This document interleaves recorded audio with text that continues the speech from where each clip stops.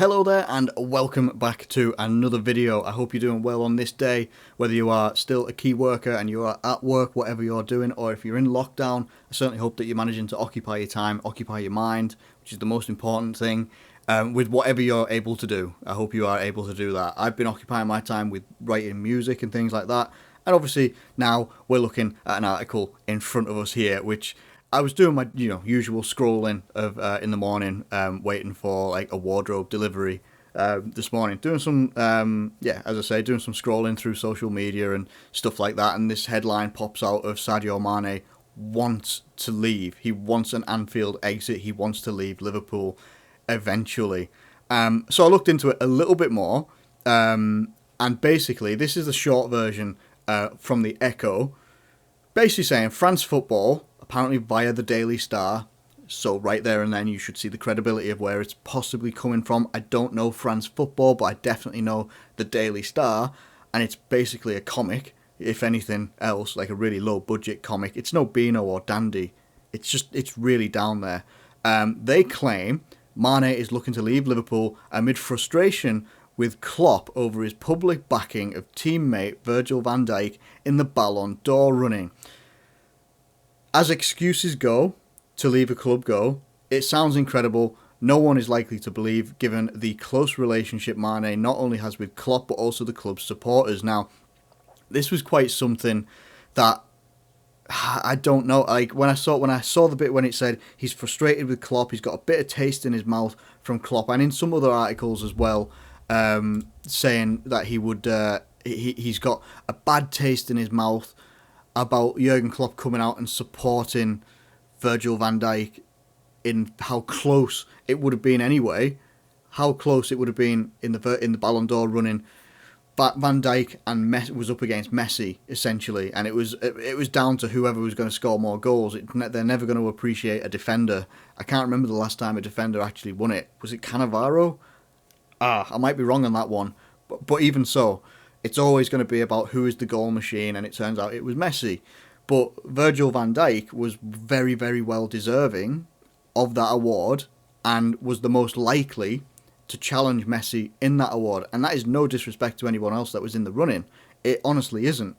But Sadio Mané was very much going to be an outsider in that race, even though, like, despite the heroics that he's done for us and the amount of goals that he's scored for us, not just the amount of goals he's scored for us though, but the key goals and his link-up play with the rest of our players, the front three, his tracking back and everything like that. Like, it's actually just a little bit ridiculous to say that he was genuinely going to challenge Lionel Messi.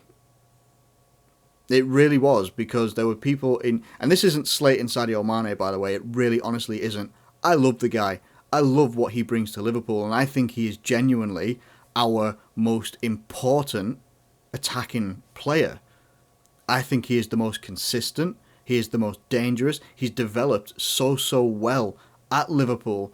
Really, really took to his role out on the left-hand side, sometimes through the middle if he's needed to. In his first season, he was on the right-hand side. We didn't have Salah, and that was more of his native position, coming from Southampton as well. He's been very adaptable, and he's adapted to his roles really, really well. He's played very well for us, scored key goals, come up in key moments. He was the only person that scored when we played against Real Madrid in the final. And it's just one of these things that's just come out over the last couple of days. Maybe there isn't enough negative being said about Liverpool in the media, that they just needed to create something just to get a little bit of a spark in the media, just to get something going.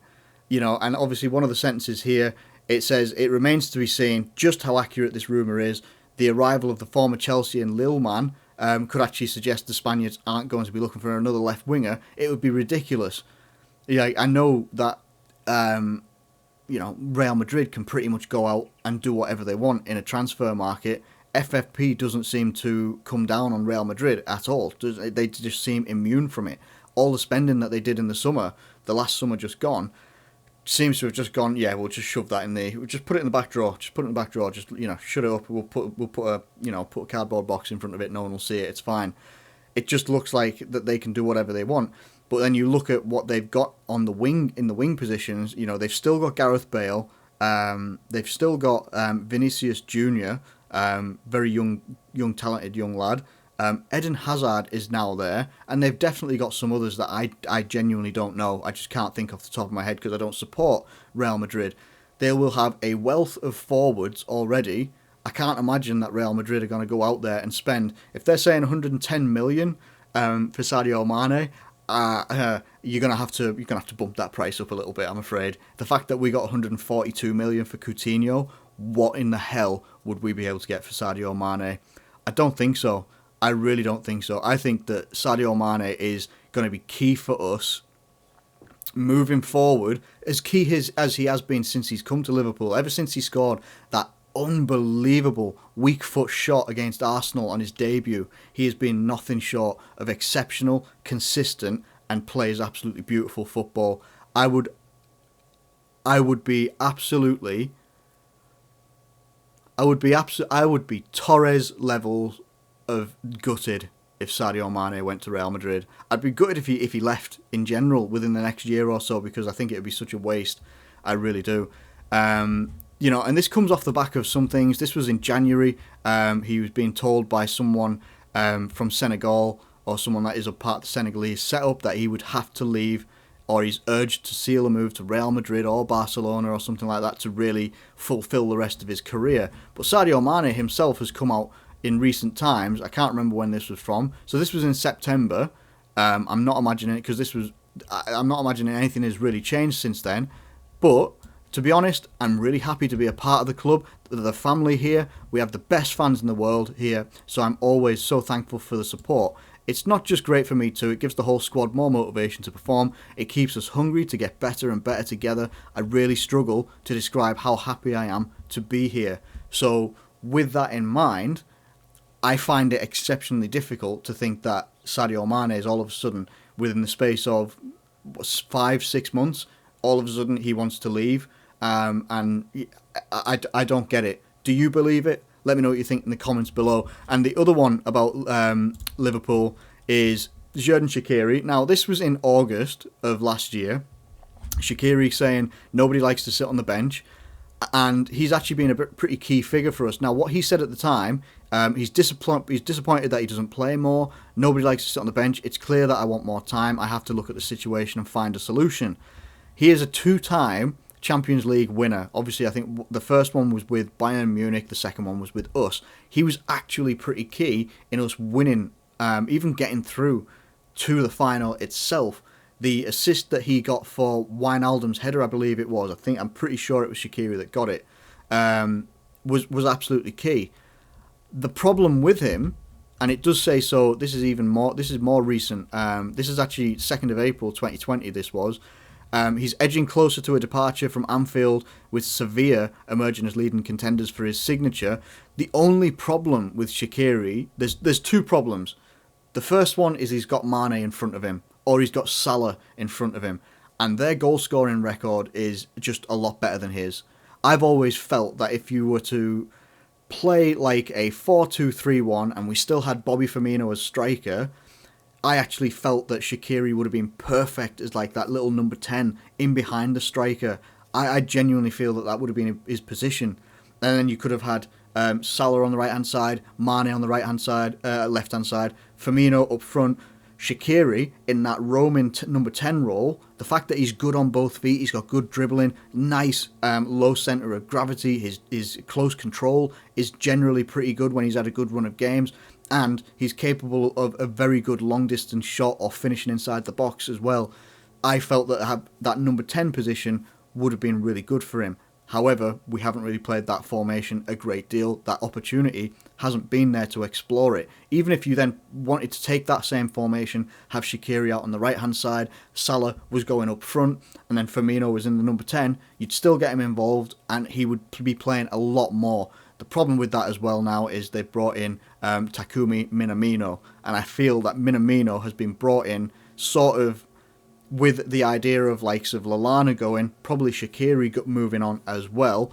But the other problem that he's had is injuries. Injuries that, as it says here, it's dominated his career under Jurgen Klopp's stewardship, and the 28-year-old. Jesus Christ, he's only 28. Man, he's like literally should be in the prime of his career right now. Has been linked with a move on. Injuries are the only thing that has stopped him from getting more game time, realistically. It's not necessarily the players that are in front of him or whatever. It's literally been the fact he's not been available to be picked very, very much. Whenever he does play, he generally plays pretty okay, if not better than okay. And he definitely always tries to contribute. I always think his vision and his passing ability is quite underrated as well. His work rate has improved so much under Jurgen Klopp and with Liverpool and the team that we play.